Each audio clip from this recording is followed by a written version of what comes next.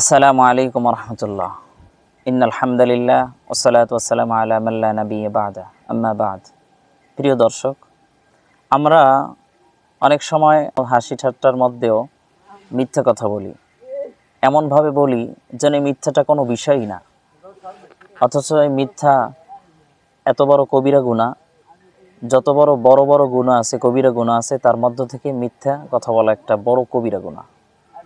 হাদিস শরীফে আসছে, হযরত আব্দুল্লাহ রাদিয়াল্লাহু তাআলা থেকে বর্ণিত, তিনি বলেন, রাসূলুল্লাহ সাল্লাল্লাহু আলাইহি ওয়াসাল্লাম ইরশাদ করেছেন, তোমরা মিথ্যাচার বর্জন করো, কেননা মিথ্যাচার পাপাচারের দিকে নিয়ে যায়, আর এই পাপাচার জাহান্নামের দিকে নিয়ে যায়।